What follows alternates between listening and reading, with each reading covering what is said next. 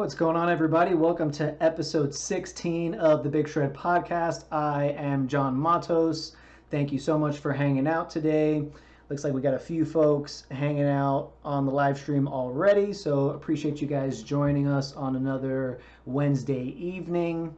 Got some great stuff going on this week, so have an amazing guest. I've got Michael Keane of The Faceless, who'll be joining us here in a minute, and just super excited to be talking with him. Obviously, I'm a huge Faceless fan. If you know me personally, I've been listening to the band for like 12 or 13 years now.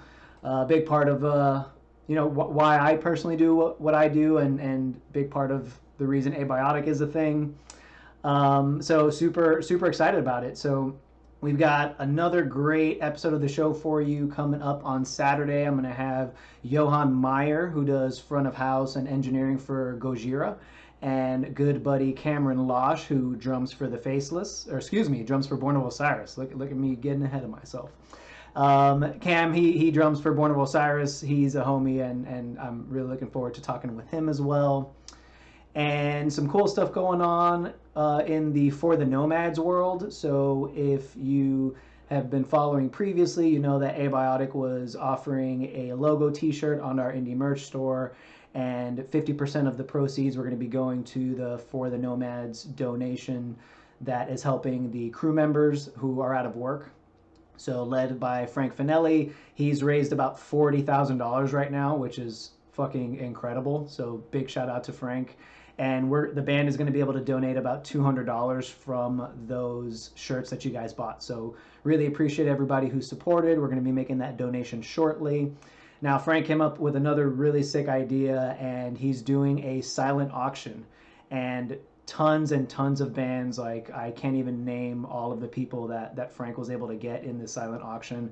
And of course, I was dying to participate, so I just put it up today. I'm going to be offering a guest guitar solo in that silent auction. So if you visit the forthenomads.org page, and it'll prompt, there'll be a little pop-up that'll say click here for the silent auction. You'll be able to find my name. If you so choose to donate for a guitar solo, I will lay down a guest spot on your project, your record, whatever it is, and then all those funds will go straight to the For the Nomad Foundation or organization, which again, that all those funds are getting distributed among hundreds of people in crews of bands that are without work right now because of the pandemic. So definitely check that out. We are also still offering, where are they at, these sweet masks. So the logo masks that are reversible. They have the human beings are disgusting creatures on the other side. We've got those up on our indie merch store. 50% of the proceeds for that are also going to be going to COVID relief funds. So a big shout out to all of you that have purchased a mask as well. We've sold about 60 so far, which is fucking incredible. I never thought we'd be selling that many.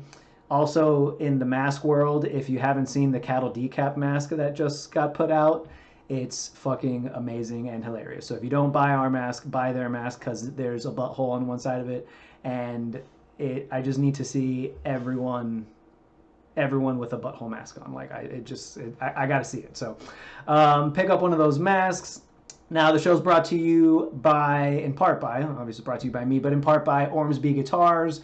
So if you're looking for a new shred machine, look no further than Australia's own Ormsby Guitars. They've got 6, 7, and 8-string models, multi-scale and standard scale. They got all kinds of cool shapes and finishes. So Ormsby's got a guitar for players of all genres. They are home to artists like myself. I play the Headless Goliath model, Rusty Cooley, Dino Cazares, along with a ton of other awesome players. Visit their page on Reverb for a bunch of ready-to-ship guitars. They're shipping out very quickly. And you can visit the ormsbyguitars.com website to pre-order some of the signature models and new runs they've got coming out. Ormsby Guitars, created by musicians first, with ergonomics, tonality, and the modern player in mind. So now that the housekeeping is fucking out of the way, going to go ahead and bring on our guest for the evening. Without further ado, my good buddy Michael Keane of The Faceless. Michael, what's going on, bud? Not much. How you doing, John? Doing well, man. Thank you so much for coming on, man. So I've got I've certainly got a bucket list of folks that I want to have on the show, and your name was definitely on there. So I appreciate you Cool. doing this, and it's been a year, or not a year, it's been a minute since we've caught up. So it'll be awesome to get to do some catching up here. Yeah, man. Yeah. So Uh, oh no, sorry, go ahead. no, no, no. Go ahead. Go ahead. No, yeah, just again want to say a big thank you and see how things are going in your world, how quarantine is treating you, and what's been keeping you going through all of this crazy shit. Well, luckily things kind of worked out timing wise perfectly for us. I mean, I guess there's never a good time to have a pandemic, obviously. Right. Um, but we had decided prior to any of this happening that we were taking uh, this time off anyway to write a new record, and also I'm remixing and remastering Planetary Duality right now. Oh, no Um, way. yeah, which I'm actually opening it up in case you want to listen to it at some point, and or give it a little sneak peek at some point in Oh this. man, that would But be fucking sick. yeah, I've been talking about doing this remix and remaster thing for some time now, but uh, I've now that I'm stuck in a quarantine, so I Yeah. have the time to do it, so Right, right. doing that, writing new material. But yeah, I just bought a house, so I have a house now. I'm about to get Congratulations, man. That's married. huge. Yeah, about to get married. So yeah, I mean, things are good, man. Things are really cool. Nice, dude. Yeah, I'd seen that at some point you were saying you were going to do a remix and remaster of Planetary, and it reminds me of one of the first times you and I met was at it was Slaughter 2012. Uh-huh. Abiotic was regional guests in Florida, and we played that crazy ass Tampa show where fucking The guy with yeah, Johnny yeah, Davy had a death threat on him during their set, and like they had to that's evacuate the right. whole fucking building. Mm-hmm. The That Ritz, shit, right? it was the Ritz. Yeah, that shit Yeah. was wild. Like that, as early on as it was in like our career or whatever. Like that show, I can't forget it. Like it was fucking Yeah. insane. I, I didn't realize that it was Johnny Davy specifically that had a threat against him. I thought it was just a guy with the gun in the building, but I didn't know there was actually like a death threat. The way I heard it was that someone during JFAC, somebody passed a note to the bartender saying that they were gonna kill Johnny or like do something I to him. remember that now. Now that you say that, I do remember that now. Yeah, and Yeah. I Yeah. was watching them in the wings, like I was standing side stage, and then I just saw them like duck, like bolt off the stage. Yeah. It's interesting. It's interesting you bring that up because just this last summer slaughter, we did the co-headline thing, and Cattle Decapitation was one of the co-headliners. Yeah. And in Dayton, Ohio, Travis had a death threat, and there was pictures of this guy all around the venue that said like be on alert for this guy. If you see him, alert Oh security fuck. immediately. He's consider him armed and dangerous, and yeah, it was really wild, especially since it was like Dayton, Ohio is like 45 minutes or something from where Dimebag got killed on stage. Yeah, yeah. Then I think it was 2 days later that guy in Dayton, Ohio, went into a bar and shot up the bar, and he was wearing an acacia strain hoodie Oh, when he that's shot right. That's the right. bar up. And the picture that they used of him for all the Vice articles, he was wearing a cattle decapitation shirt. So for all we Oh, know, that dude might have been at the show. Kind of wild. fuck, man. I didn't even know. I talk to Travis all the time, and I didn't hear about that. That's fucking ridiculous. Yeah, yeah, it's a fucking crazy world we live in Yeah. right now, man. It's just, can't believe it. Yeah. Luckily, at that show and at the Tampa show, nothing happened. Right? But Yeah, at the yeah. Tampa show, what ended up happening is so it was Summer Slaughter, and it was That was the Cannibal and BT Bamco headliner. There was Right. probably 800 or 900 people at this venue, and they evacuated the entire venue into the streets I and remember. they had everybody, for whoever's watching and doesn't, they had to have everybody come back in and pat everybody down again. Yeah, yeah. It's I remember. fucking wild. Yeah, But it was like a whole hour, maybe hour and a half ordeal before the show started again. It was crazy. yeah, and my wife was actually doing merch for us, and they didn't let her out. They didn't let anybody that was doing merch out of the venue. So I was like freaking out, like trying to get in contact with her. It was fucking nuts. But I think prior to that, because after that things got a little crazy. But prior to that, you and I caught up a little bit, and you were telling me that Planetary got mixed and mastered like in 2 or 3 days or some shit. One day. I Wow. mean, it was like 28 hours.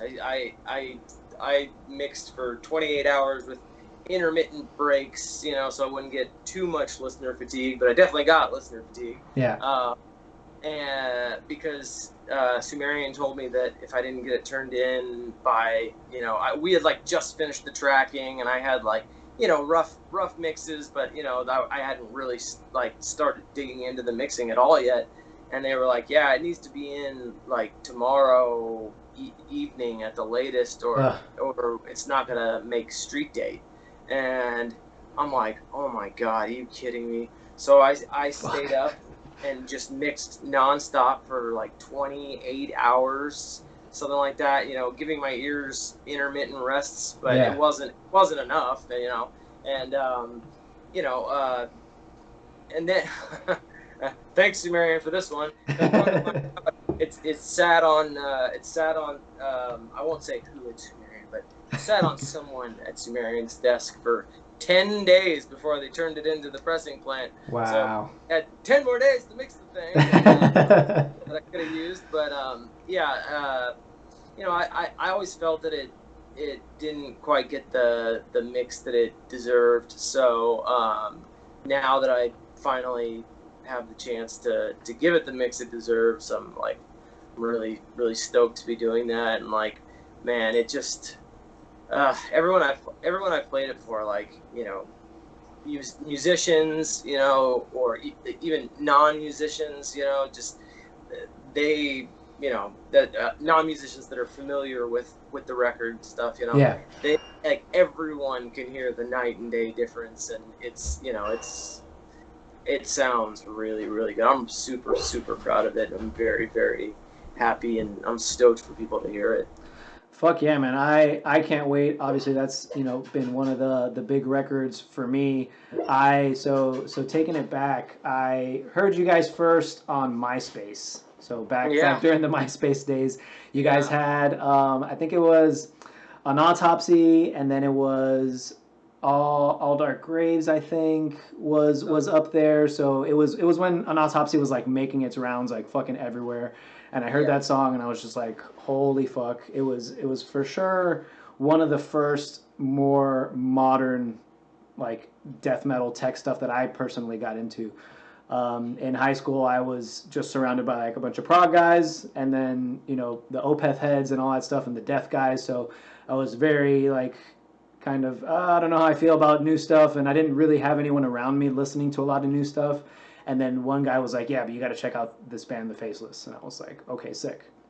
And then I jammed Akodama when you guys put it out, and then in '08 when Planetary dropped, I picked it up fucking right away, and was the only guy in my group of friends fucking jamming this record. And it was like I don't know what it was, because now obviously it's such a staple that my friends or whatever it was, they just like didn't get it. They were like, oh, I don't get this tech stuff. Like, I was like, dude, you're missing out, because this album is a fucking slapper. So Yeah, crazy. It's crazy how that record has, like, the mark it's left in metal now. yeah, Like it, as some time has passed, it's really come to be a record that, it gets mentioned with records that, were big influences on me, and that I think of as these legendary records. And to hear people mention them in the same lists is kind of crazy to me, you know. So, but yeah, I mean, that album definitely, you know, it changed the landscape for the Faceless for sure, and you know, it opened a lot of doors for us, and you know, Autotheism is actually our highest selling record, and I think, you know, Planetary sort of set us up for that. You know, Yeah. Planetary is what got a ton of people interested, and then Autotheism, you know, the first week sales, and then the, you know, residual sales after that. You know, it's been the highest selling one, and you know, unfortunately, you know, record sales don't mean anything anymore. So, you know, now, like, what's your latest record sale? It doesn't mean anything. You know, who cares what it sold? It means nothing now, you know. So even especially now, COVID and like post COVID, right? Like, where who's how many people can't afford to buy a record, and how much of a release is like you being out on tour to be able to sell that record. Right. Yeah. It's tough, man. It's tough for a lot of musicians out there too. You know, you were mentioning crew people, you know, the musicians are struggling too, you know. It's tough, man. It's really tough.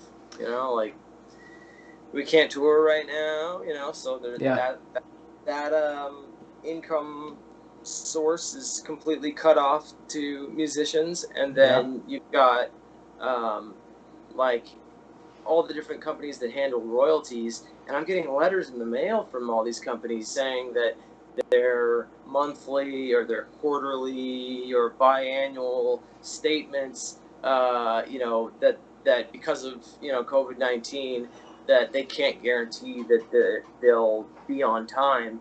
And lo and behold,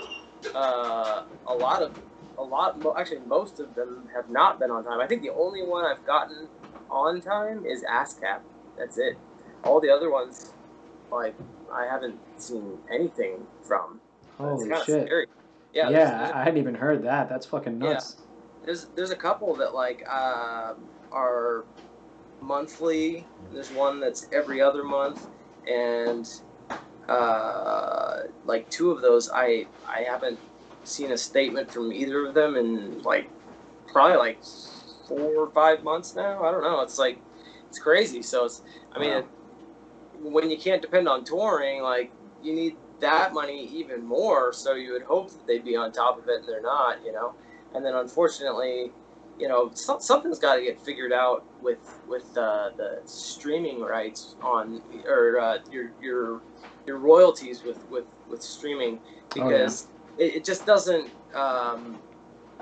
equate to what mechanical royalties did for records at all. You know, I mean, no way. Like for one play you get like 0.05 cents, I think, something like that. It's like 0.001 or some shit like that. I think it is 0.005 cents. It's like absurd how little it is. So you know, like, even if you're getting like millions of plays, like the money is not, you know, not even close to what it was when CDs were selling, you know. And there's a few people talking about it, you know, like, you know, I read something with like the Mastodon guys were talking about it. I don't know, but it's like this thing that no one wants to talk about. It's like, you know, because they don't, you know, because I don't know, it's just a weird issue, I guess. But yeah, I think it's because of obviously how prominent streaming is, so nobody wants to rub anybody the wrong way, because, you know, so many of us do it. But then it's yeah, exactly. Yeah, and actually, even in that thing I was reading with Mastodon, like, I forget who, I think it was Brent. It was an interview with Brent. Yeah. He was saying, you know, that he streams music, you know, but he still doesn't agree with the current setup, and that's you know, I'm that same for me. It's like, I use Spotify, you know. I listen to most of my music on Spotify now. Yeah. You know, but the setup is definitely, it's not fair to musicians at all. You know, it's really messed up. Then it kind of makes your blood boil when you see like they're giving Joe Rogan $100 million to come to Spotify. Yeah, wow, that's crazy. That's crazy. Wow. I didn't know that, and I haven't heard that. That's crazy though. Yeah, he just signed a deal to go off of. I think he's going to stop doing the show on YouTube. He'll post like little short clips on YouTube, but it's going to be exclusively Spotify, and it was like $100 million contract. Wow, that is crazy. Huh. Wow. So listen to us on Spotify, but also just know how much it, how little your listen is going as far as monetary, which is Yeah, unfortunate. yeah. Or just download it on iTunes, you know? Right. Like stuff's cheap on iTunes now. You can get a record for like $8 on iTunes now, you know? Like Yeah. it helps musicians so much, you know? Like so yeah, that's anyway. But yeah. Yeah. Uh I so want so I oh yeah, wanted go to ahead. say before we moved on from it, what you were talking about with MySpace and those songs. Yeah, yeah. The songs you mentioned, of course, those songs ended up on Akeldama, Yep. and the versions that were on MySpace, I believe, may have been the demo version. I think they were actually the. I think originally they were the demo versions, and then they got replaced with the final versions. But Yep. it's an interesting thing how that record came together because it was originally it was an EP, so it was only going to be 4 songs, and then I decided that was a bad idea. I was Yeah. like, why are we going to put out an EP? That's pointless. You know, let's just put out a full length record. Like a label will take you way more seriously if you have a full length record. Actually, Right. for any new bands that are up and coming, like if I have any advice for you, don't waste your time making an EP. Just get 8 to 10 songs together and make a full length record. Labels are going to take you way more seriously. You're going to have a tangible product that's pushable. An EP is like, you can call it an EP, but most labels are going to just look at it as a demo or something. Yeah. Just make a full length. And so that's what we ended up doing.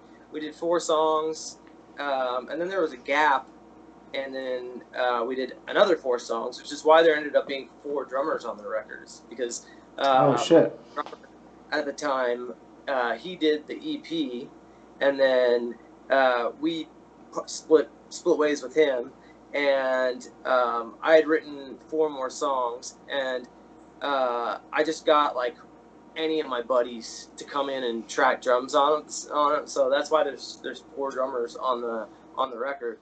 And I just found out Naveen played on that. I was just like, what the fuck? and he played on a song, and it's actually kind of interesting. Like you can, I mean, as a musician, I'm sure you would be able to tell if I told you what songs were what. Like the Yep. 4 songs that were going to be the EP, because there was a gap in between the first 4 and the other 4. Yeah. The songs that were the EP were An Autopsy, Lika, All Dark Graves, and Ghost of a Stranger. Yep. And then the next songs that were written were Hypocrisy, and then what else is on there? Hypocrisy, Oracle the Onslaught, Akeldama was the last song I wrote for the album, and there's one more I'm forgetting. What's the other song on the record? I'm forgetting. Pestilence. Yeah. How could I fucking forget that song? Jesus. Yeah. Akeldama and Oracle of the Onslaught. Yeah. Were the 2 last songs I wrote for that record, and they were written probably 3 years after the other songs were written. Holy shit. I was like 16 when I wrote those first 4 songs, and then like at that point, being like 19 when I wrote the other, at least the last 2 I was 19. Yeah. Like that's a time when you're really growing as a musician, and I feel like you can definitely see the growth and progression in the songs like Aquadama and Oracle of the Onslaught compared to those earlier songs. They are definitely more of like a premonition of what was to come with Planetary and Autotheism and all of our material after that. So That's fucking cool. No, that's some awesome insight on the first record. I didn't know it was such a gap, and I can now, like, I was jamming the full discography in my head, or not in my head. I was jamming it today while I was doing some yard work outside, and got through all of them. And now that you're mentioning it, going through it in my head, I can like hear like, okay, now I can hear a song like Pestilence, which is like a little more structured than some of the earlier stuff. Yeah. Those first Yeah. one. So that's super sick. And to your point earlier from like if the demo versions were up on the MySpace, I'm pretty sure it's the demo versions, because the way I know a demo version Autopsy from the record one is the pause with the screams that are panned, where it's like blah blah blah, and there's the one in the middle. So I don't think that was on the record. I think on the record it was just like they were all centered. If I'm remembering. Right. On the record they're panned. I think on the demo maybe they were. That's what it is. I knew it was like one or the other. Yeah. My favorite is the panned. I always thought that was so fucking cool. Word. So then like I said, I picked up Planetary, and then I ended up seeing you guys for the first time in 2009. I think it was Dying Fetus, Beneath the Massacre, and Full Darkness, and Suffocate. Yeah. That was such a sick tour. Yeah, that was the Planetary Duality like headline tour we did. Yeah. To support that record, and that tour was really, really awesome. Killer tour. It was really fun. I think Vital Remains was on it too. Yeah, they did some. I don't think they did the whole thing. They did like some select dates, I think it was. Yeah, I think you might be right. Yeah, I don't. It was so long. Yeah. That was fucking 11 years ago. But that's where I picked up this bad boy over here. Yeah.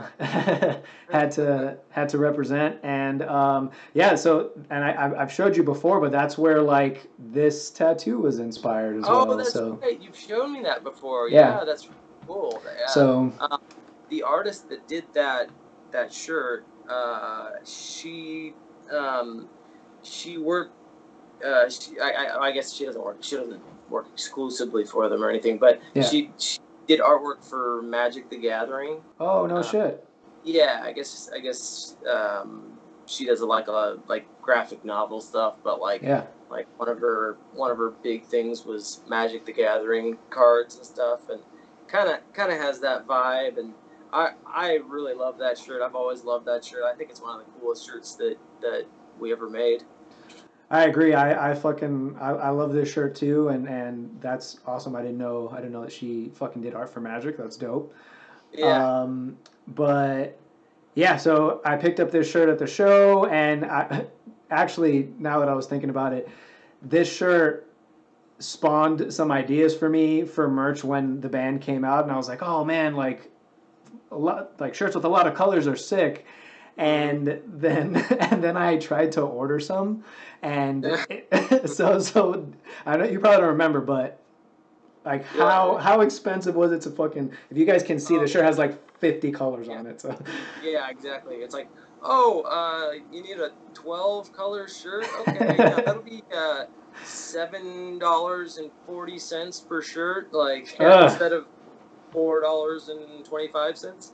Yeah. So ballsy, but no, this shirt is super sick. So I've seen a couple of other guys that covet it as well from way back. But I see them every once. Yeah, they're sick to see out on the road. I'm like, oh, I fucking got that shirt too. So yeah, like I said, I saw you guys again, Slaughter 2012, when we we played our first shows together, and you were fucking nothing but nice to me as like a hey, Michael Keene, like, can you answer some of my questions about your fucking string gauge and shit? So I appreciate, you being one of the first guys that I met wanting to, doing what I want to do and like Mhm. didn't like fucking like blow me off. You know what I mean? Oh, Which oh, man, done. so many guys do. So, Yeah, um, I understand that. I don't. It's like like these are the people that like you have a career in music because of these people. yeah, Like you owe them at least a little bit of your time. Like yeah, and just like can we all just be kind to each other? Like I know, I know. I like. uh, I'm that kind of guy as well because I'm a fan first. So like I know what it's like to be like again intimidated by wanting to go up to somebody that you really look up to and shit like that. yeah, So but at the same time there's those guys that have gotten fucking half an inch from my face and it's so for anybody yeah, listening watching you just got to like be respectful as well, be respectful of yeah, people's personal space, yep, like try and read body language and cues and things like that. People, yeah, we're people too, right? So it's like we're gonna yeah, have an off day, we're gonna have a day where we've got a fucking headache, or we're missing a birthday and we're just not into it, or we just got into an or, argument with a significant other, and it's yeah, gonna fucking or happen.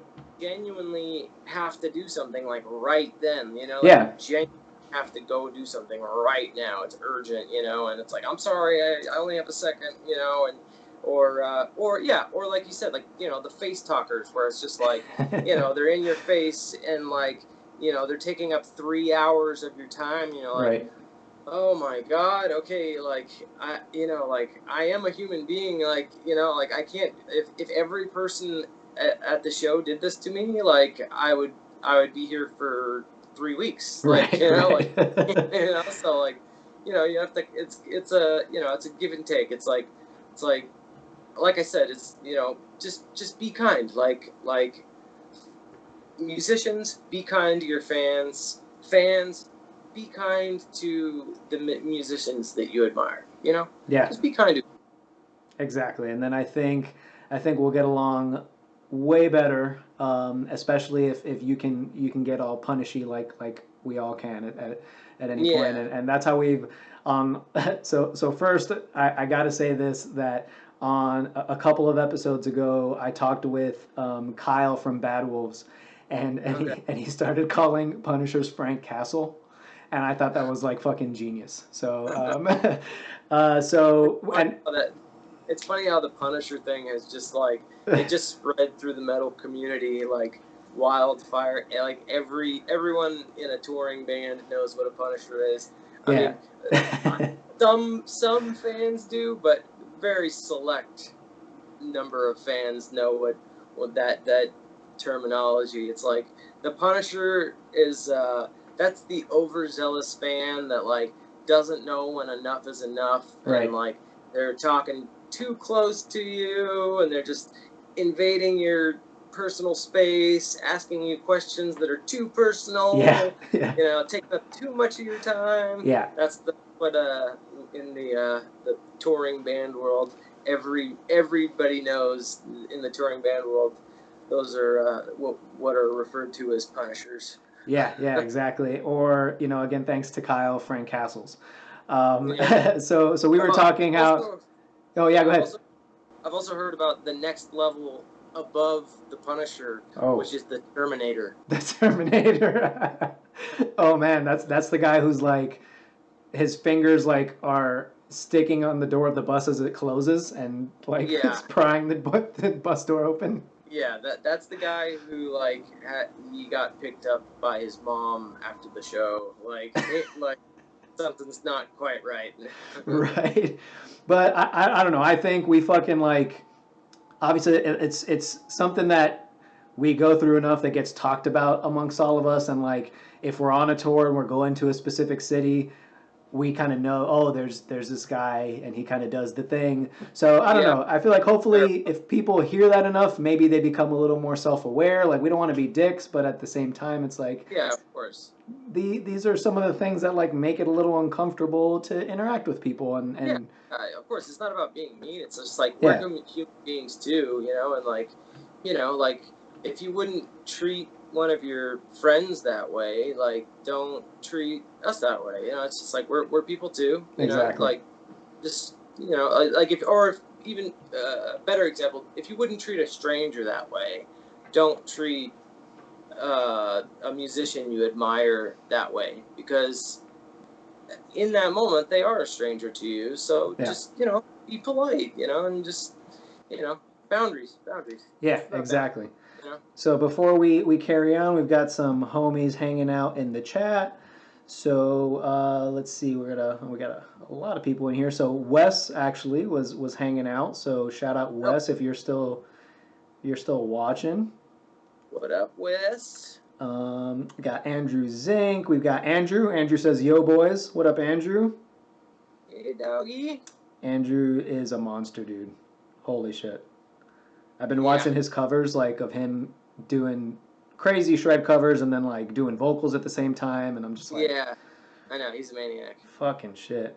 Wesley says, Planetary Duality is one of the best tech death albums ever, front to back. I can agree. Thank you. Appreciate that, Wesley. What's going on, Mary? Bob? Travis Ryan? Travis, we were just talking about you, motherfucker. What's up, buddy? Justin Longshore from Through the Eyes of the Dead. What's good? Hey, Justin. Long time no talk, buddy. Jason Sukoff. What's good, Jason? What up, Jason? Not so long time talk. Ooh. Travis says, I missed the part about Punishers. You know enough about Punishers, I think. We've had our fair share, Travis. But Travis, you did miss the part where we were talking about your death threat in Dayton, Ohio. So yeah, there was that. You've already been mentioned in this, Travis.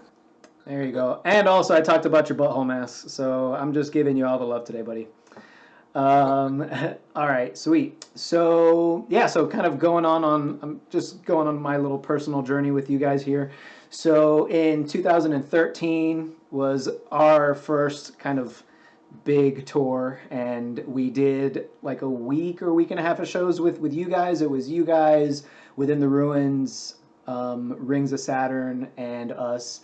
And that was the first like real fucking tour that we did. That was the first time that I saw what it was like and what it could be like. I was like, wow, there's fucking 300, 400, 500 kids every night. Like, they are fucking crushing it every single day. Not to mention, like, obviously the lineup that was stellar was you and Rudy and Evan and Wes and and Jeff, yeah, that's right. And I had a fantastic time on that tour, and it was for the Autotheism cycles, so I was all about Autotheism. That's, again, you know, I love all your records. Autotheism's probably, it's really close with Planetary and Autotheism. Yeah. Which is interesting because of the sound, for me anyway, like because of the sound changes. It wasn't huge, obviously, but there was a big more focus on the cleans. Now, was that like intentional for you, or was it like we're gonna experiment and see how it goes, or like we're doing this? I mean, I think it was definitely conscious. It was a conscious decision to some degree, but it was also just like a natural progression. You know, that's just what felt right to be writing at that time, you know, like it's just what I was writing at that time. And I honestly, if I'm being perfectly honest, that's how I always wanted to be writing, really. You know, there was, I think there was a time when I wanted to like be like super brutal or whatever, you know, like, but I think, you know, like, I started to face this when I was like 16, so, you know, like, I think as I got older, you know, and progressed as a musician and as a person, I wanted to make more progressive music, and it just absolutely baffles me when people have some kind of issue with clean vocals. I understand, like, if it doesn't fit, or if like it's a shitty singer or Yeah. something like that.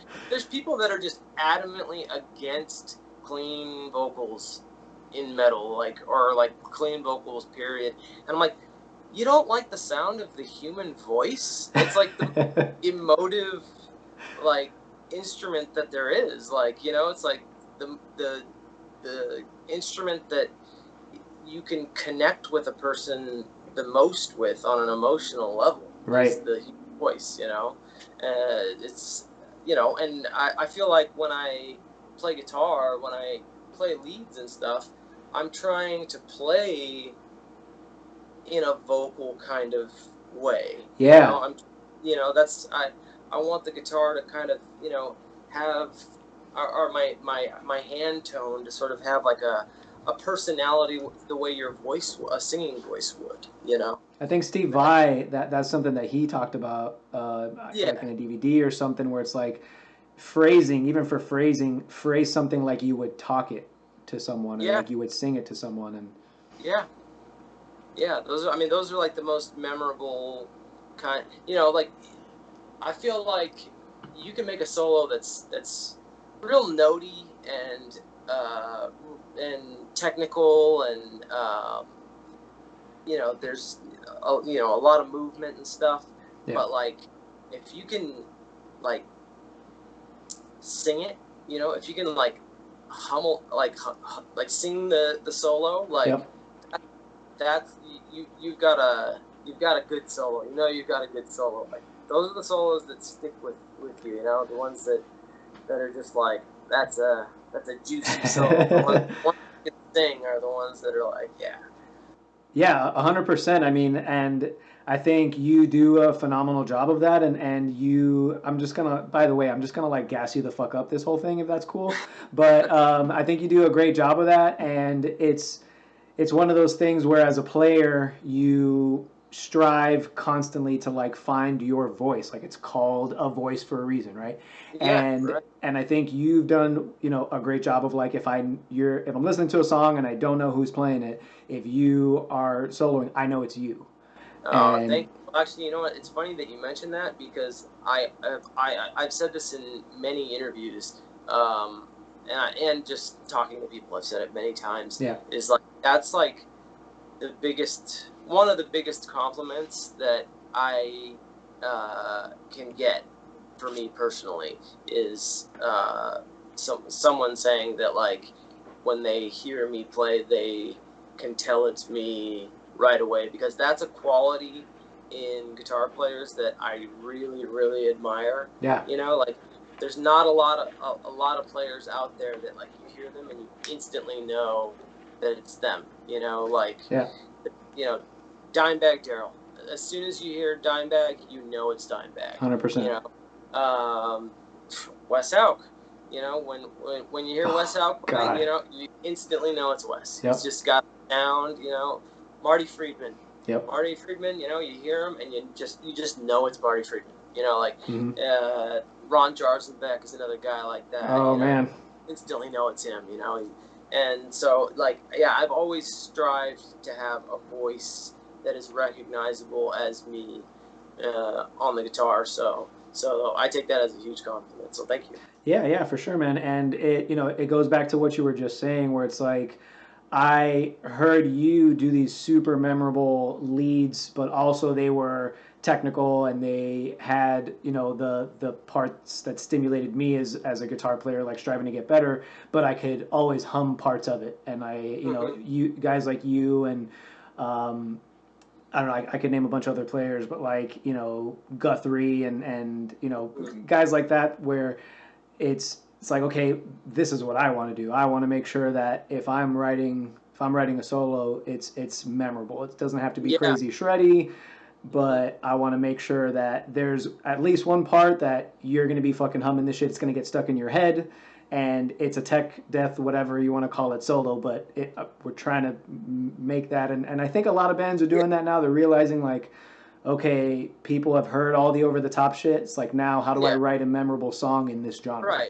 Right. Yeah. I mean, there's lots of guys that can play really, really crazy shit, you know, but it's like, do I even want to listen to that? Like, you know, like, is it memorable at Right. all? I don't, you know, like, my dad's a guitar player, and he says he didn't teach me how to play guitar, but he did, you know, at least to some degree, and I would say a large degree. Yeah. He's a guitar player, and he told me something when I was pretty young, and he told me it a lot of times over the years.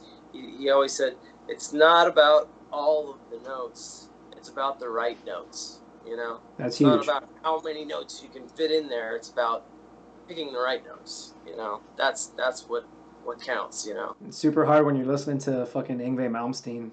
It's like, but he's fucking playing all the notes. Yeah, right, yeah. But, you know, after a while, it's like, okay, yeah, we've heard your, you know, 5 Paganini licks that you've got. They can play ridiculously fast, you know, like, Yeah. you know, it's like, yeah, not to bag on Yngwie. Obviously, you know, he's incredible at what he does, but, Yeah. you know, it's like, it gets a little repetitive, you know. Totally. So Brian is hanging out in the chat, and on this topic, he says, Michael, what's your favorite solo to play? And if it's different, what's your favorite solo you've written? Let's see. Probably my favorite solo that I've written would probably be either the solo in Akeldama or the first guitar solo in Digging the Grave on In Becoming a Ghost. Yeah. In that kind of like slower, clean section right after the singing part there. Yep. That solo. That's yeah, I was just listening to that today. Yeah, those are probably like two of my favorite that I've written. That one in Akeldama is definitely one of my favorite ones to play. Also, the solo in Emancipate is definitely one of my favorite solos to play. That one's really fun. Yeah, like the whole thing, you know, it starts out with the kind of low gain guitar thing and kind of like the tight drum pattern. Yep. You know, kind of like almost more kind of just more tasteful licks, you know, and then it picks up and it gets more shreddy, you know. Yeah. I really that's a really fun solo to play. Yeah, that one gets me in my feels. I like that one. Sweet. So you said you've got some new faceless in the works. Any inklings on like how far you're in on it and how that's been going? Yeah, I mean, let's see. I've got probably about I think like 6 or 7 songs that are like all somewhere between like half and like maybe 2/3 done, you know, like type of thing. I need to, you know, I'm kind of trying to focus on finishing the Planetary remix right now. Yeah. Once I get that off my plate in the next few days here, then I'm going to really start digging into finishing up those tunes and doing the arrangements, because obviously in the last few Faceless records, the arrangements have become a big part of what defines the Faceless, you know. There's a lot of stuff going on, you know, string arrangements, and, you know, I try and make it kind of almost cinematic and, you know, orchestral, and, you know, like one of my musical heroes is Danny Elfman, so I love writing stuff like that and throwing it in there, you know. It's always really fun. So nice. So we can expect some more of that on the new one. Yeah. How do you feel? Is it like really different from In Becoming a Ghost, or is it like, do you feel like it's a kind of a natural progression, or? I think it's sort of a natural progression. It's not as dark. I think that, like, you know, that record was decidedly dark, you know, tonally, lyrically, it was, you know, it was supposed to be a dark record. Yeah. I would say it was more on the black metal spectrum than death metal, really.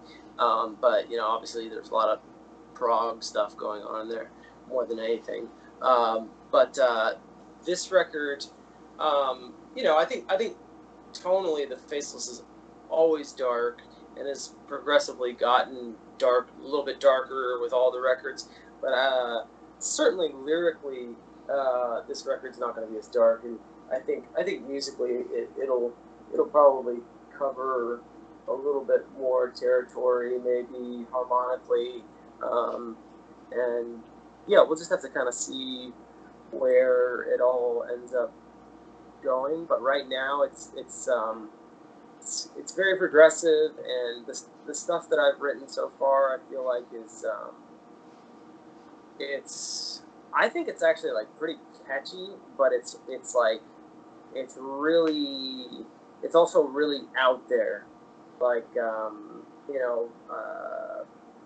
Luke LeMay is a big influence on me as a guitar player from Gorguts, so like kind of Gorgutsy vibes and some stuff, that kind of beautiful dissonance, going on. Nice. But also some parts that definitely like really stick with you that are very memorable and stuff. That so far I'd say that's pretty fair analysis. Nice. That sounds fucking awesome. I'm really looking forward to it, man. So you've got Andrew, Julian, and Aaron in the band now. What are they involved in the writing process as well, or what is your general process, if you will, if you have a a process? Yeah, I mean, I've always been open to writing with other people, in the band and stuff, and there's been some of that, on songs and stuff, just largely because of circumstantial reasons, I guess. Like I've written like a lot of the material by myself. But there's definitely been songs that other people have collaborated on with me and stuff, and lyrically have collaborated and stuff. This one, like me and Andrew, I feel like are definitely like, I think we're kind of like kindred spirits as guitar players. Like we kind of, I don't know, just like the things that when we're listening to something, like when we hear something, something goes by, and we both just go like, like we both like have the same reaction to the same stuff. The same stuff catches us. Yeah, we're very much on the same wavelength, musically and as guitar players, I think. So I think writing together is like gonna be a pretty natural process, and so I'm excited to write some stuff with him. And Aaron's actually coming over day after tomorrow, and we're gonna jam on Friday and Saturday. Andrew might come too. I'm not sure. He doesn't live too far either. We're all like within like an hour's proximity, more or less, of each other. So yeah, he may or may not come out. I hope he does. And like do some jamming. Sit at the console here with our guitars and board some riffs and see what comes out that we like. And then maybe just try jamming stuff and do some. Get the program some drum ideas, and then maybe have Aaron actually get behind the kit and just work stuff out, to get some ideas, and just do a little bit of both, because I've been writing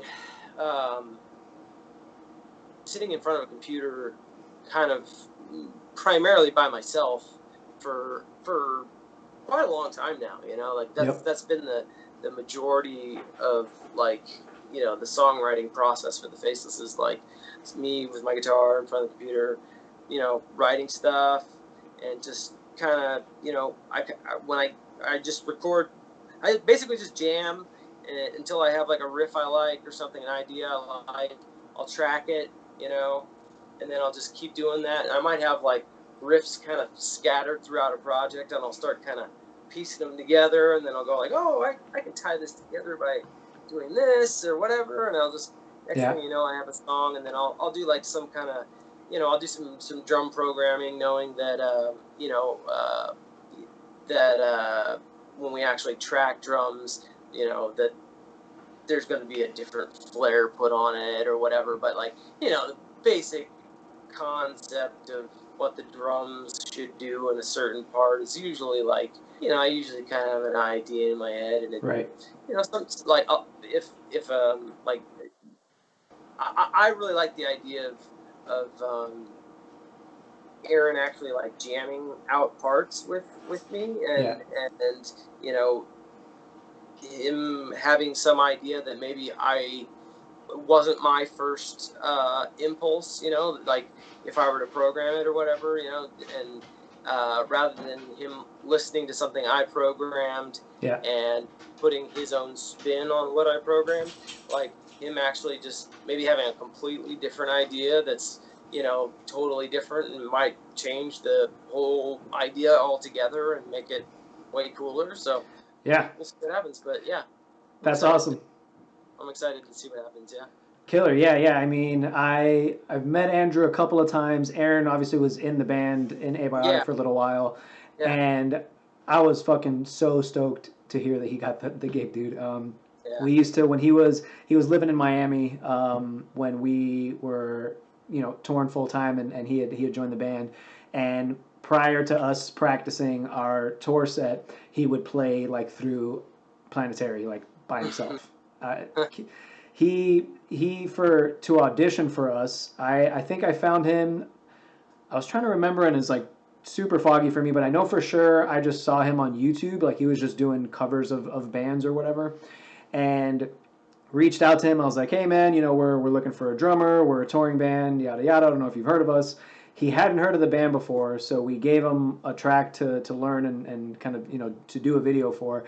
And he learned it that night and sent us a video that night of the fucking song. Like, I've never, you know, writing music and like practicing music with him, I've never met anybody who like visualizes music in his head the way that Aaron does. It's fucking, it's super, it's wild, dude. It's so wild. He's got a good work ethic too. You know, that's a big part of it too. You know, it's just like that's something that I've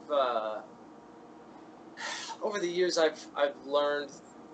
I used to think that like I had to be in this like kind of magical zone to write music. You know, like I had to like you know, the magic had to be flowing or whatever. And I've come to realize that like all you have to do to get into that magical zone is just start doing it. You just start writing, start playing, and the magic starts coming. You just got to get going, you know? And, you know, that's big part of that's just having a work ethic, you know? Just getting down to business and just doing it, you know? And you might work for, you know, a few hours and go like, well, the magic wasn't flowing for a little while there, and you know, I'm gonna have to cut the fat, and you know, maybe just, you know, forget about what I just did or whatever. But like sooner or later, you know, if you're, you know, practicing, you know, like songwriting, you know, like just like you would practice your technique, you have to, you know, practice songwriting. It's a muscle that will atrophy if you don't, you know, exercise it, you know. For sure. You know, if you are exercising, you know, songwriting, then you're gonna get good songs. They're gonna come out sooner or later. So, yeah, I think it's a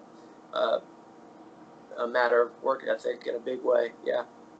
Yeah, that's awesome. Like I said, I could not be happier with the lineup you guys have now. So, killer. So with that is kind of a big question, because I have seen for a little while you guys have gone sans bass player. Is that something that's going to be happening going forward, you think, or do you guys plan on bringing a bass player into the mix? We want to bring a bass player into the mix. Yeah. I've talked to both Brandon and Evan about at the very least playing on the next record. Yeah. Brandon, he's got like a job at home, and he's got a daughter, and like, he's pretty like tied into the domestic life and stuff. So yeah, like doing a lot of touring, I don't think really is in the cards for him. But like, playing on a record or something, like, we live like super close to each other. Actually, I think he might come over like today or tomorrow. Nice. And actually, we were talking about. I was just last night. Me and Brandon were texting about him coming over when Aaron comes over, and maybe jamming with us. And sick. So, but I also talked to Evan about the prospect of him maybe recording it and also maybe touring with us, and so I don't know what the future holds, Yeah. But like, I love Brandon. He's one of my best friends. I love Evan. He's an awesome dude. Like, and if either of them wanted to play on the next record, they're both welcome to. If they want to both play on it, they can. They can do one half, one can do the other half, or whatever. And I don't think anybody would be mad, dude. Yeah. If Evan wants to do any touring with us, he's welcome. And I talked to him about it, and he sounded like excited about the idea of it. So maybe it'll happen. We'll see. I'll talk to him more about it, and I'll get back to you. Awesome. Yeah. I mean, you don't have to get back to anybody else, but if you get back to me, I fucking appreciate it. Yeah. That's awesome. That's really good to hear, because seeing you guys with Evan, like I said, way back was fucking it was something else. That guy is a monster. Yeah. I would say that let's just say don't be surprised if you see Evan play with the Faceless again at some point in the future. Hell yeah, dude. Killer. So let's talk some guitar shit, dude. So yeah. So do you remember your first guitar? What it was? Yeah. Okay. My very first guitar, if you want to be technical about it, was this little like short scale acoustic guitar that my dad got me from Mexico. And like I learned my open chords on it, and just could like strum Beatles songs on it when I was like 6-7 years old or whatever, Oh shit. And then he gave me a custom made guitar that was like, it was like a builder friend of his, like a luthier guy had built it. It didn't even have a name on it actually, so I don't know who the builder was, but that was the first electric guitar he gave me. But then like the first like real deal, like sick guitar, he gave me a Warmoth Strat when I was like 8 or 9. Jeez, dude, I guess it helps having a dad guitar player. Yeah. That Warmoth Strat was cool, but like the first like really sick guitar I got was for my 10th birthday. He got me an RG 550, a 1987 RG 550 man. in desert yellow, and I still have it. You still have it? Yeah. Holy shit. Actually, if you want, I could go grab it. I don't know if it'd be weird to run inside real quick. I could go grab it for you. Fucking go grab it, dude. Yeah. I'll go grab it.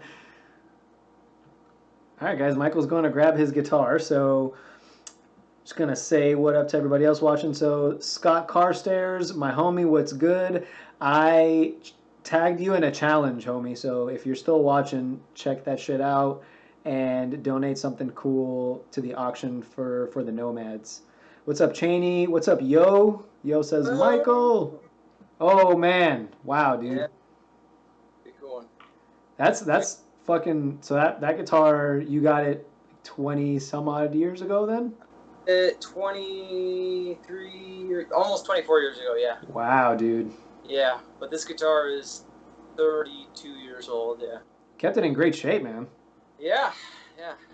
Yeah, actually, my first guitar endorsement was Ibanez. So No way, I didn't know that.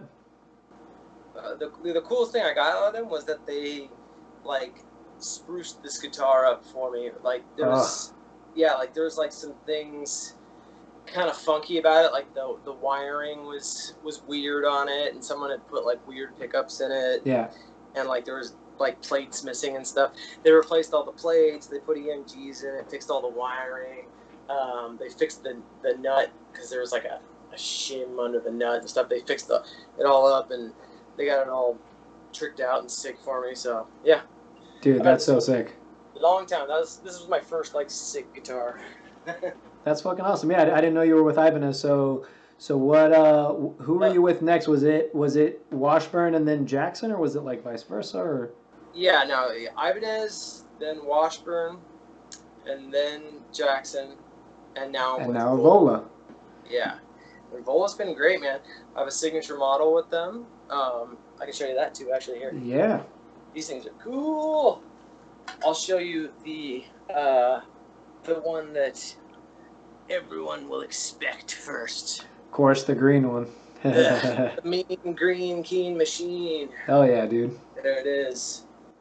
Thing's cool. It's damn, that clear pickguard is fucking dope. Yeah, the clear pickguard is awesome. It's 12 to 16 compound radius, fretboard, 81, 85, just volume, no tone. Nice. Who needs a tone knob? Come on, seriously. Fucking nobody, dude. Nobody. Like, are we playing bebop on metal guitars? No. Yeah. Like, Planet Waves, locking tuners, and yeah, it's really, really sick. And then it also comes in this beautiful finish with it's got like a maple binding. Oh man. Yeah, back and stuff. Yeah, it's really pretty. That is fucking awesome, dude. Yeah, and they play amazing too. They're really awesome. I love these guitars. Very, very cool. Is it available to purchase right now, or is that like prototype? They were available at NAMM. They haven't gone up on the website just yet, but they will be up on the website for sale very soon. Okay. So, yeah, look out for them. Vola Guitars. Yeah, it's I don't know if you can see it, but on the nameplate there it says Keane right there. Oh yeah, you can see that, dude. That's so dope. Yeah. So. Yeah, they've been really good, and I would say of all the guitar companies I've been with, it's the one guitar company that like it really feels like a family, you know. Like they really care. They're very hands on, you know. And they've been very generous and yeah, they're good people, and they know how to make a really sick guitar.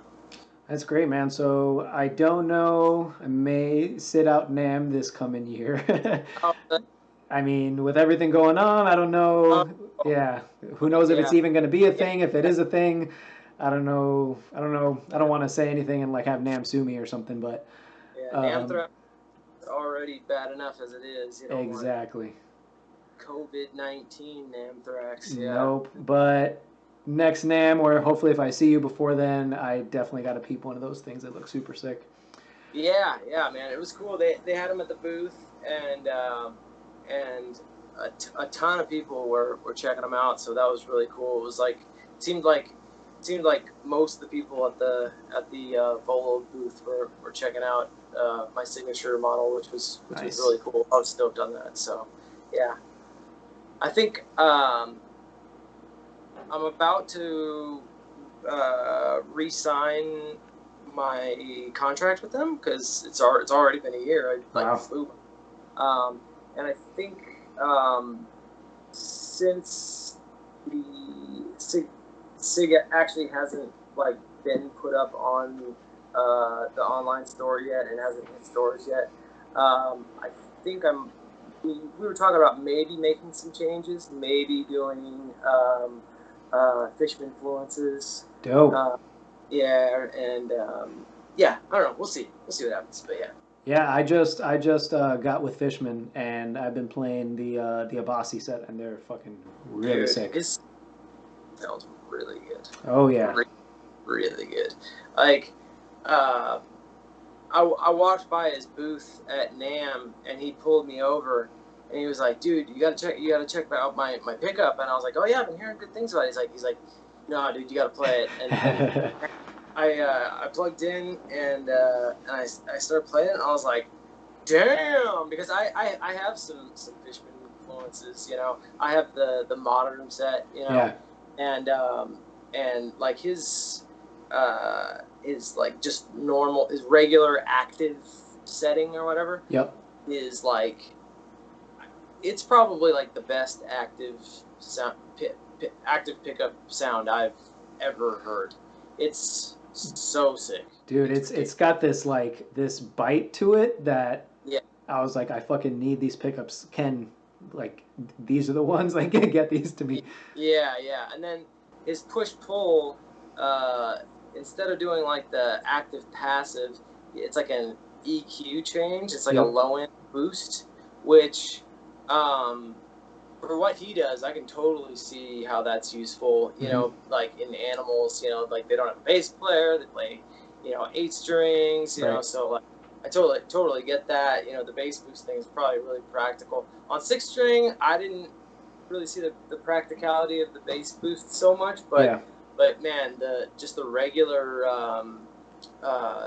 active tone that he came up with is phenomenal. It is absolutely phenomenal. It is so sick. Yeah, I love And them. Shout out Fishman. Shout out Tosin. yeah, Yeah, you can get some he nice told, sparkly cleans with it too. yeah. He told me that that like they design the tones like in the computer, Yep. like some like modeling like software thing, and like It's crazy. yeah, I don't even know. That's crazy. I don't even know how they do that, but yeah, he said it's like all in the computer, and you can just like design the tone. But yeah, it's pretty wild. The other one that's really crazy is the Devin Townsend set. Yeah. His is really cool because um, one of the coils has magnet poles, and so like when you do the single coil setting, like it really gets that like real single coil, like bright, twangy, like Telecaster type sound, you know, Fuck like yeah, real dude. thick, like single coil sound. It's really cool. So Yeah, I yeah. think I was looking into getting those, and I don't think they make them in a 7 string set. I don't. I think his is only Mm, 6. So I was like, that's weird because he plays 7 strings sometimes. then I might be tripping. Maybe, Um, I don't know. but if they do, then I'm gonna have to grab some. So, Yeah. um, so 6. So got your first guitar. Do you remember? You remember your first show? And I'm assuming it was with the Faceless, or did you have a band prior to the Faceless?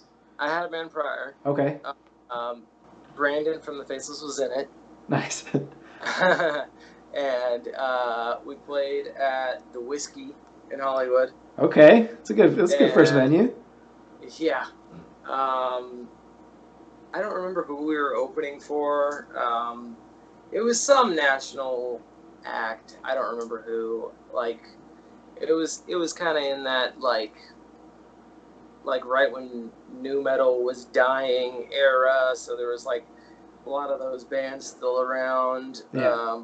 like kind of phasing out into something else at that point. I think maybe it was One Side Zero we were opening for or Okay. something. I don't remember, but yeah, it was the Whiskey is the whiskey. It's been there forever. It's Yep. It's cool. So what was the band? Oh, we were called the Electra Complex. Okay. Which that's like a Freudian thing. Okay. The Electra Complex is like it's like Freud had this idea that like little girls, like when they're young, have like a secret desire to kill their mothers and have sex with their fathers. Oh shit. And that little boys have like a secret desire to kill their fathers and have sex with their mothers. Yep. Like some weird Freudian shit that's probably not even remotely true, but yeah. I just thought it was an interesting name. Yeah. Yeah. Do you remember how the show went? Like, was it good? Was there a turnout? Like, there was a turn. Yeah, I remember like a bunch of our friends came out, I was actually surprised by it because we were like opening. I was surprised by how many people like showed up for that show. I guess living in LA, it's kind of like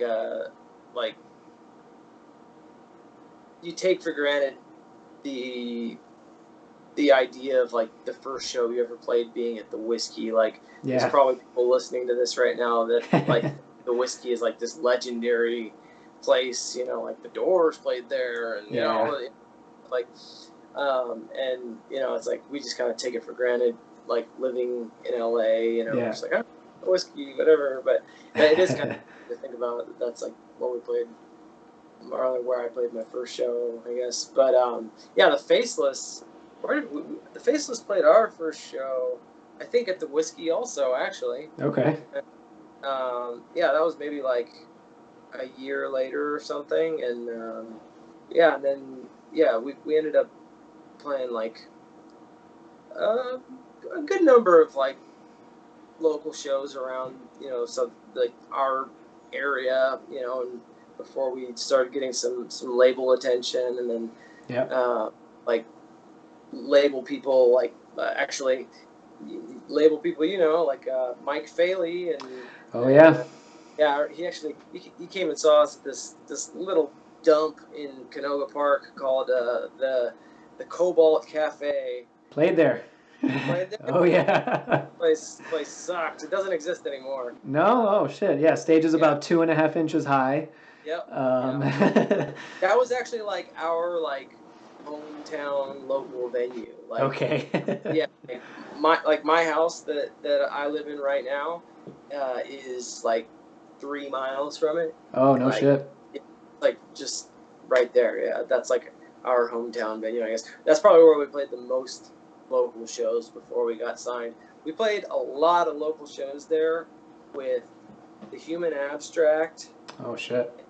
And also there was one other band we played a bunch of local shows with, and then we never but I can't remember who it was, but the Human Abstract anyway, we played a ton of local shows with them, a lot of them being at the Cobalt Cafe, and then both our bands got signed, and for some reason we never played a show again together again, like ever again. Like that sucks. Yeah, really strange, like how that happened. Like we played, I don't know, we played well over a dozen local shows together, and then once we both got signed and were touring, we never played a show together ever again. Really weird, but I still talk to a few of those dudes.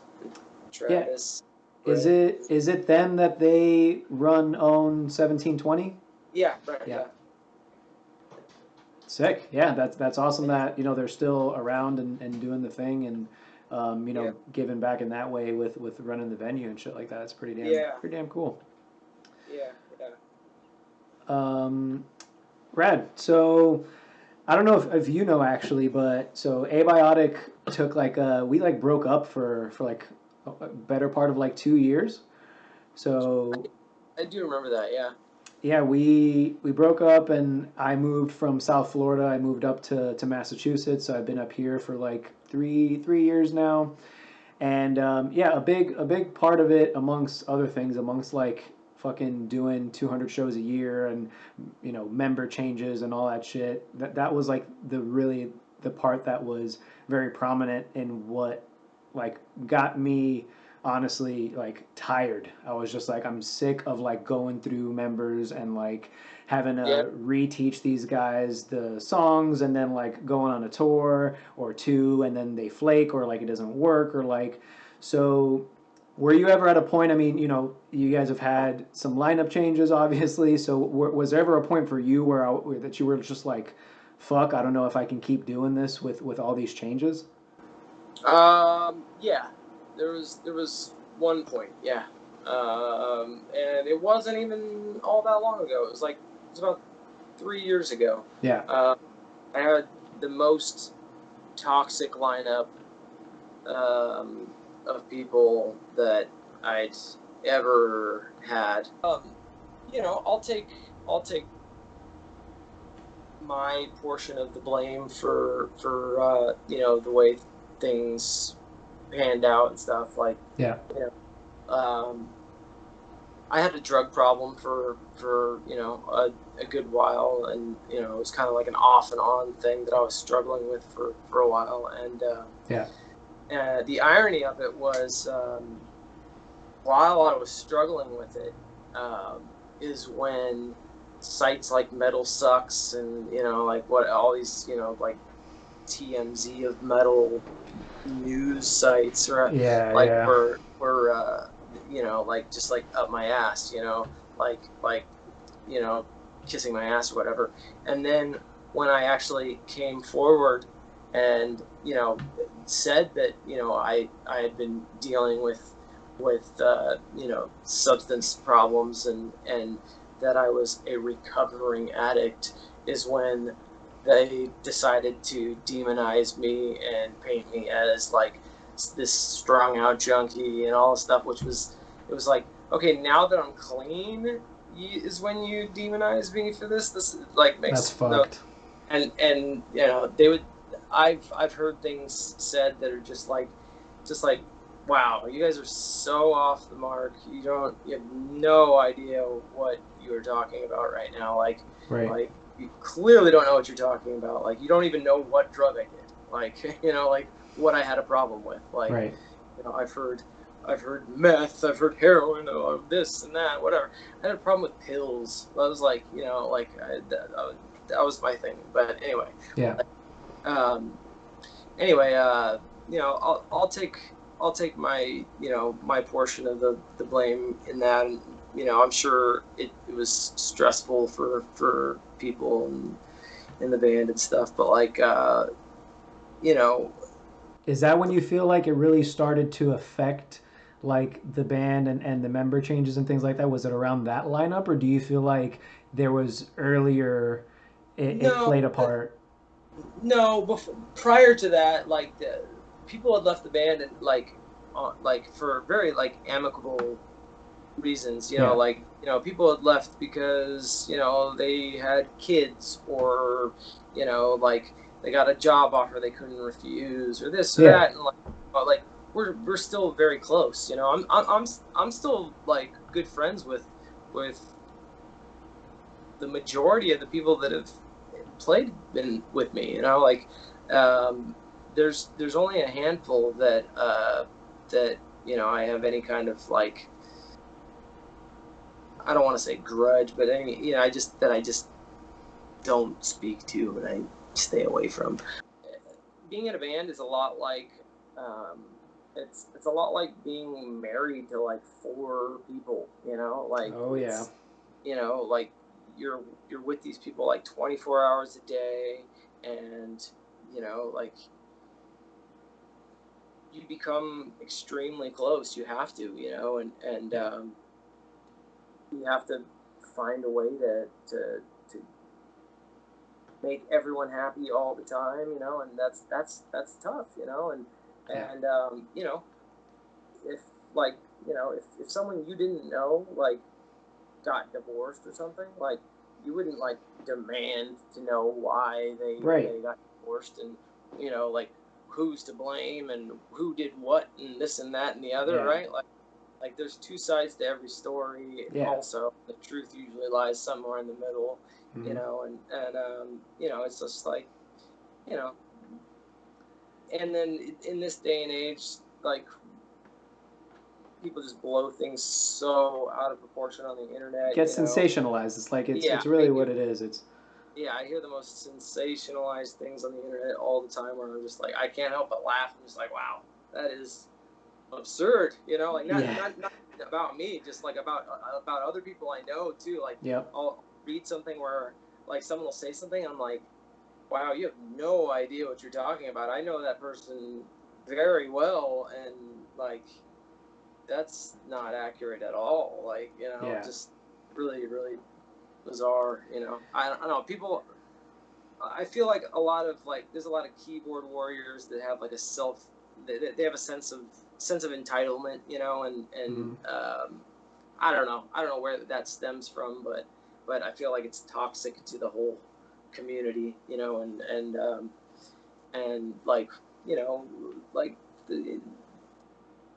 since metal has even been a thing, like it's been like brotherhood of like outcasts, kind of, right? Like that's kind of, like now it's turned into like this whole other thing of kind of like I guess it's still sort of a brotherhood of outcasts, in the sense that like now it's like a brotherhood of like prog nerds, that like like with headless guitars and like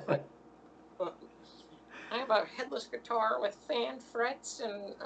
Hey, I've got a headless guitar with fan frets, bud. No, I'm kidding. No, yeah. But yeah, it's like we're supposed to be like this brotherhood, and it's like all this bickering and bullshit. Like just leave it at home, like it doesn't need to be brought into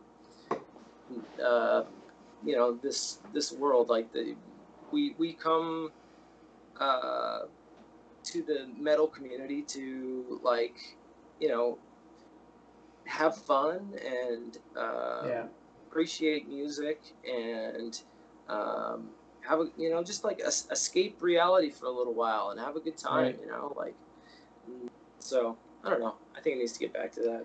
Yeah, it's tough when like egos get in the way and shit like that. Like I had to like learn this, and it's like I think the biggest thing when when you say brotherhood and when you say like getting back to that or keeping that healthy, especially in a band. So if you're in a band and you're listening to this and maybe you're having some member struggles and shit like that, just own up to your shit, dude. Just own up to your shit. Like if you are in the wrong, swallow your pride, like fucking talk it out, and either it works out or it doesn't, and then business decisions have to be made.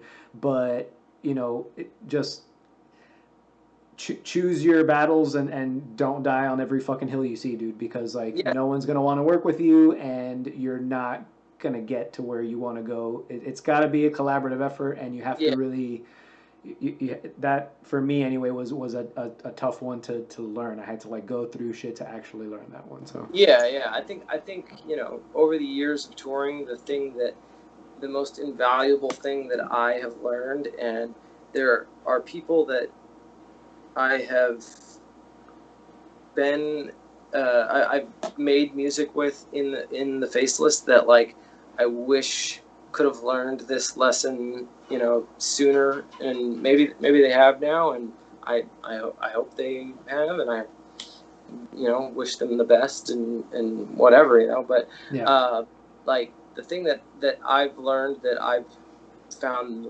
to be the most invaluable, is to take the path of least resistance. Just go with the flow. Just like, like don't. It makes tour is a really stressful thing. Like everybody thinks that like it's all fun and games and party all the time and blah blah blah. It's not really how it is. We know how it is. Like you don't get paid to play the show. You get paid to drive 9 hours, load all your shit in, do a sound check, sit in a dressing room that's like unair conditioned, and with 20 other people and with 20 other people, with 500 kids making the room like so hot that you're just dying, and then pack all your shit up and drive 9 hours to the next one, like that's what you paid for. Yeah. It's stressful, tensions can get high, especially if you have anxiety too, and like that plays a whole part with it. And and I've been diagnosed with panic disorder 4 times, and so that's something that I struggle with like really, really bad. Ironically, music is actually very therapeutic for me. Music's almost like my mantra. It's what kind of like turns my like frontal cortex off and kind of like silences my mind, and I just sort of get into like a state of like autopilot almost, like my hands, it's like muscle memory, and and subconscious, and that actually like is really peaceful for me. But like outside of that, like at home, it doesn't have to be anything logical. Things will just trigger intense panic attacks for me, to where like I pace around my block and like be like very aware of my breathing, and I've had to learn exercises and like therapy has helped, and but like I've really had to work at being able to control my panic attacks and my anxiety and stuff. So it's that's a big thing that I've dealt with, and I know other people deal with it too, and the road can bring that out for some people. It doesn't bring it out for me, luckily, but it can bring it out for some people. And I just think just taking the path of least resistance is always it always seems to be the best option. Just like don't bicker over something that's like really pointless in the end. If it's like something really minor that like doesn't affect you in any major way, like just let it go. So much easier to just let it go, and you're so much happier if you do. Yeah, that's great advice, and like I said, specifically something that I had to learn from the beginning, because I was so fucking like gung ho. I was like band dad, and I was just like, no, we need to fucking do this, we need to do this, we need to do this, and we got to do this right now. What the fuck are you doing? People were just like, dude, you need to relax. Like, you are picking a fight with every single person right now, when like things are gonna turn out fine. You just gotta like relax, let everybody do their thing, and things got much better after that. But so do you feel like, again, the press and then whatever, like people were assuming, all the shit online, all that bullshit, I don't know how much you pay attention to it, but did that have an effect on your recovery at all? Like, was it something that weighed a certain amount to where like, it was on your mind, and it added on to the struggle? I asked because like, I don't know if people know what they say, like, again, like we've been talking this whole time, it's like we're people too, dude. Like, so if we're seeing an article, if we're seeing, we post something kind of, in our defense, and you're commenting all this ridiculous shit, like, it's gonna make somebody feel a certain way, like, no matter who the fuck you are, Oh yeah, absolutely. It's made it more difficult, or it made it more difficult for sure. Like especially, like when I was writing In Becoming a Ghost, that was right after I had gotten clean, and I was still dealing with the residual effects of all of that, my brain chemistry leveling out, like, you're like relationships.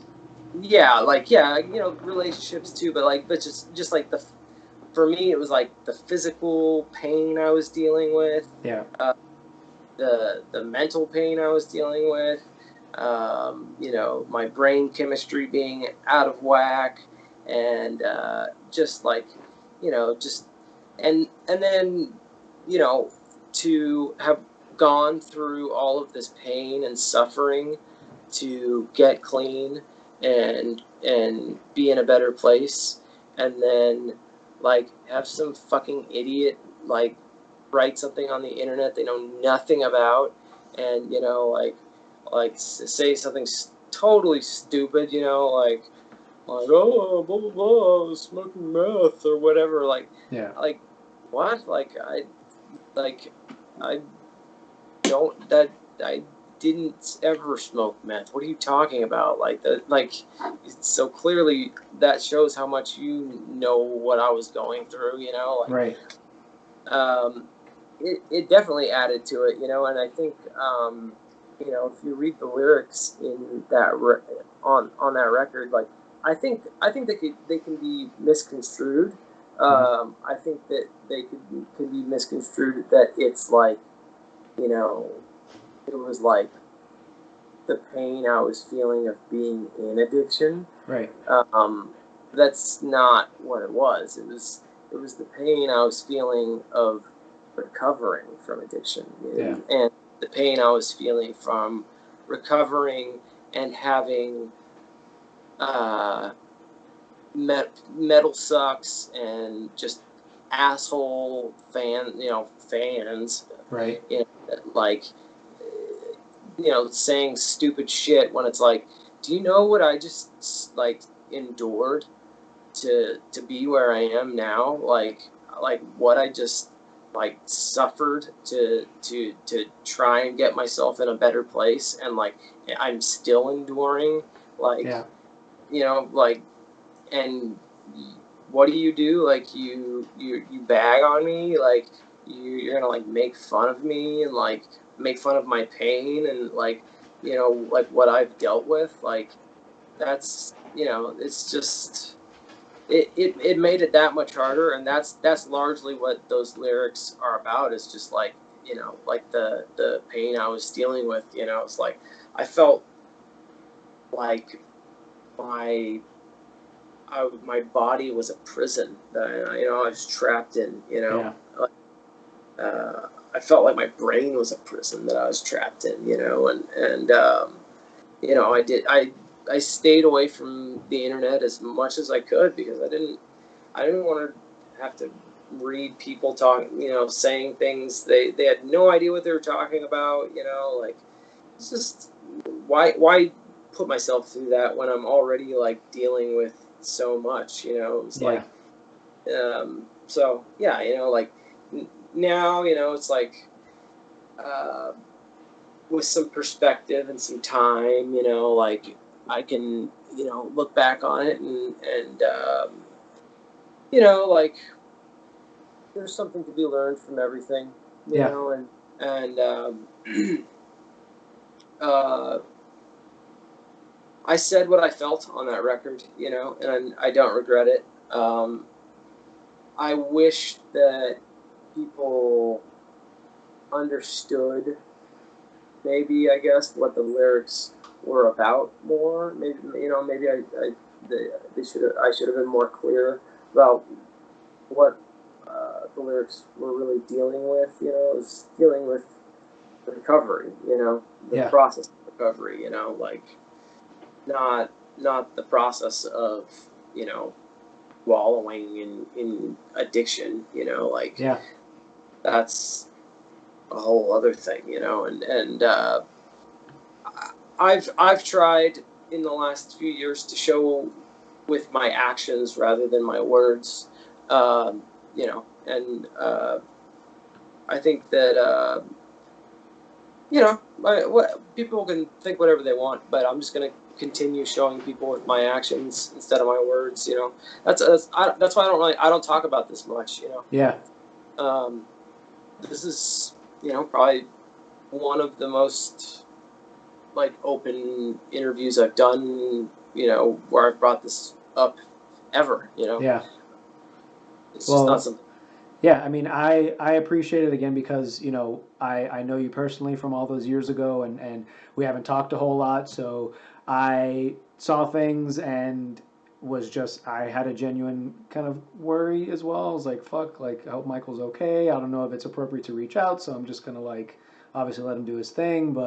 And then, I think from a fan perspective, it's also great, some great insight not only into what you were going through, also again, and it's why I love this medium so much, because it's not headliney. It's not like a fucking interview with a guy who's going to ask you the same 10 questions and then, like, try and get one in or whatever. It's like, no, you've got Yeah. context. You can, like, give people some detail, and hopefully give somebody some kind of understanding.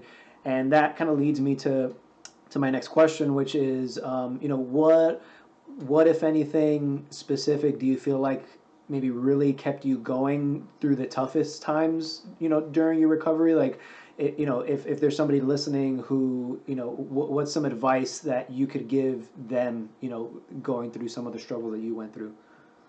Um, I mean, you just have to remember that there is hope. There's you do get through it.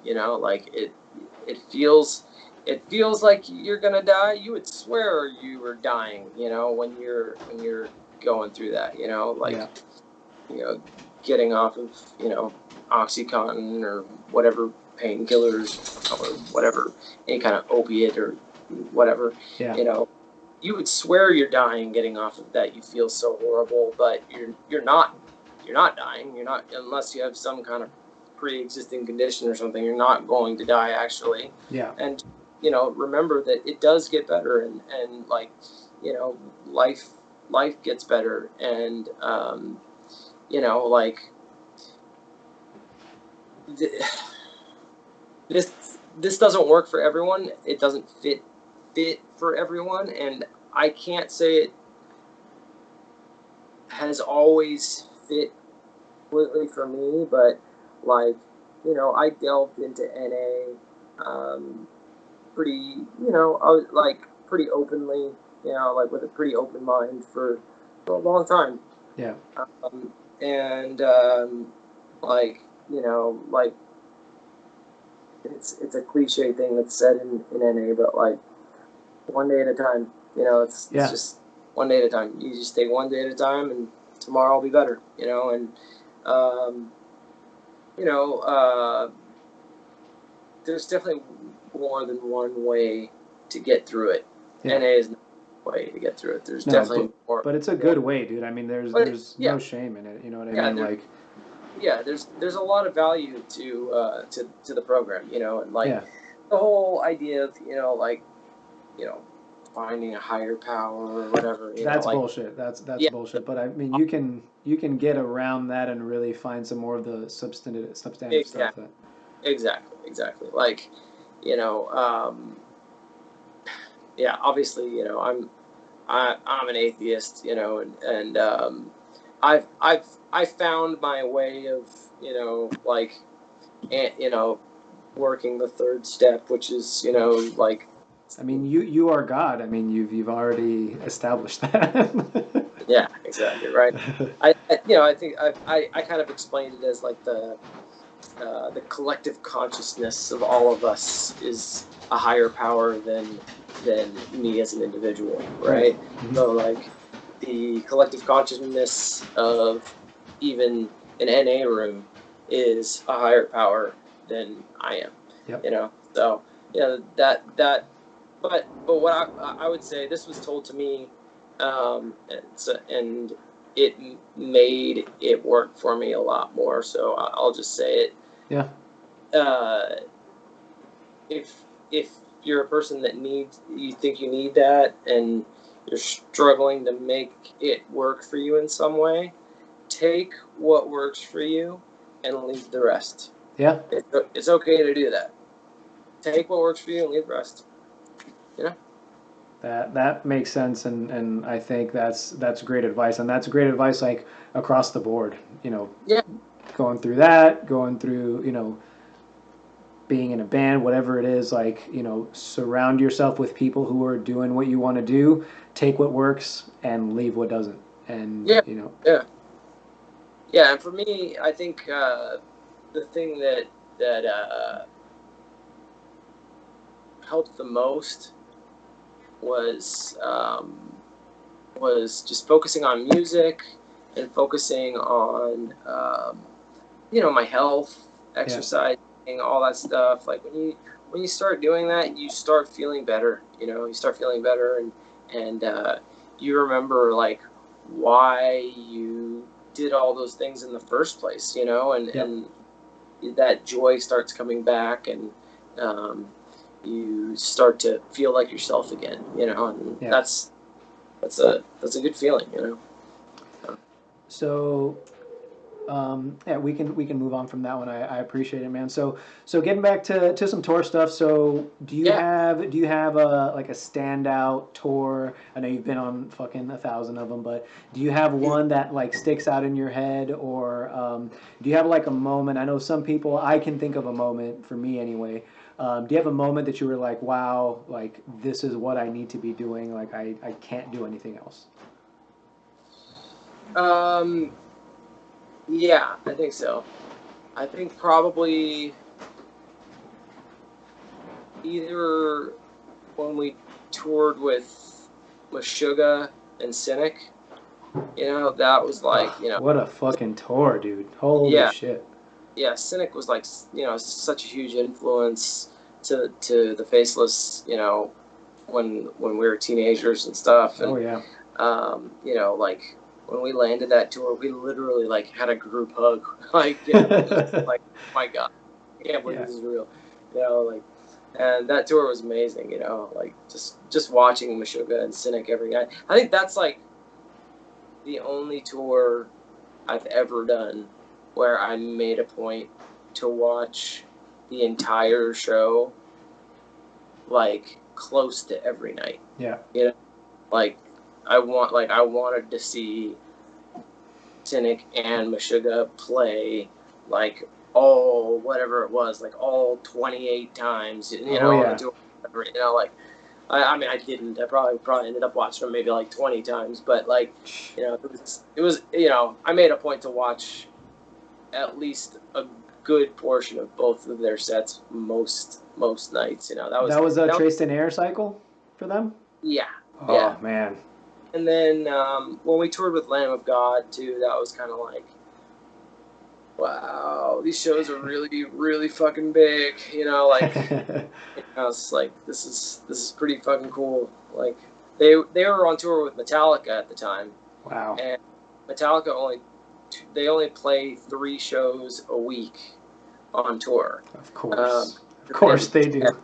Yeah, because they have a jet, so they just fly home, and their support acts then have to like Get have out. their own tour like of 4 shows a week, right? So Lamb of God was doing 4 shows a week, and we were supporting Lamb of God um, 4 nights a week um, for I think 3 weeks or 4 weeks or something like that. Oh shit. And then when they were with Metallica, we were doing headline dates. Nice. So it was like this, like it went down this whole thing, right? But yeah, like they were telling us like what the Metallica tour was like, and it was crazy. I mean, mind you, Lamb of God they had 2 buses and a semi truck for production. Um, and then that band, The Sword, was Yeah. opening Metallica tour also, Wow. and so they were opening the Lamb of God tour that we were on as well. Yep. And I guess Lars likes them personally. Like he personally emailed them, and like That's so yeah, sick, dude. Lars got a lot of shit over the years, probably largely because of the Napster thing, and Yeah. largely because he somehow has forgotten how to play drums. But but like Metallica is like pretty infamous for being like they're an infamously generous band and an infamously kind band.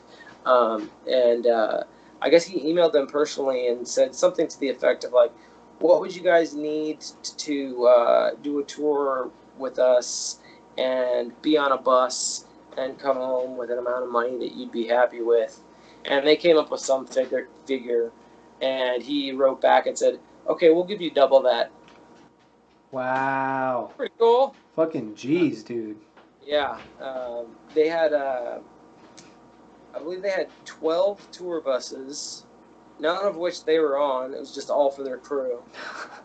And 70 semi-trucks. 70. Yeah. 70. Where do you fucking park 70 trucks? Yeah. Holy shit. And then you can't even find parking for the van, dude. Yeah, and then a jet, and then a jet for them. Like, oh and man.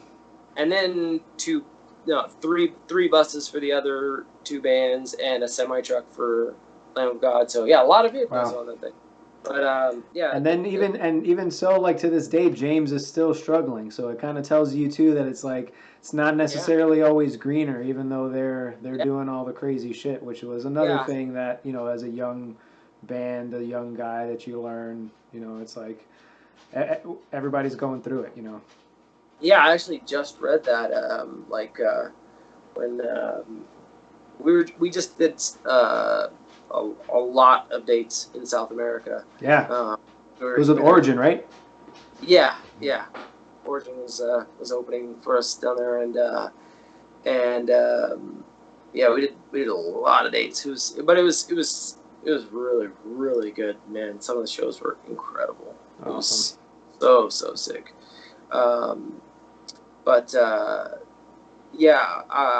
we were out there, I read that. I was like, oh, James is back in rehab, and they had to cancel an Australian tour, huh? Wonder what he's struggling with. Yeah. I don't know, but you know, feel for him, you know. Yeah, and it I don't know. For that stuff for me, like, gives me some perspective. You know what I mean? And it's I hope he's doing well, and I hear he's doing better. So hope that, you know, that he continues to fight the battle, because I know I've got a father who's been dealing with alcohol addiction his whole life too. So I know it's not an easy one, but awesome, dude. So last thing that I'm going to ask you today, we do a Big Shred Podcast artist playlist. So what are you jamming right now? And that way people can get a little bit of insight into what you're spinning. Let's see. Let's open up my Spotify and see what Spotify says I'm listening to. It's usually what the guys do, so. Okay, let's see here. Okay. Well, see, none of this is really like new stuff, but some of it's like stuff that maybe people haven't heard. Some of it's actually newer stuff. Cool. Or maybe some of it's stuff that people haven't heard though, because it's outside the realm of metal. Yeah. Maybe there's a band I really like called White Lies. They're kind of like I don't know, like Depeche Mode meets like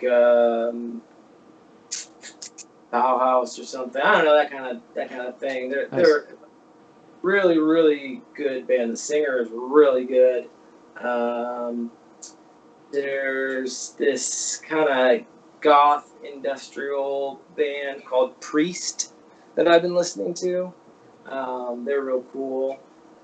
Devin Townsend's in here. What am I listening to? Satyricon. Nice.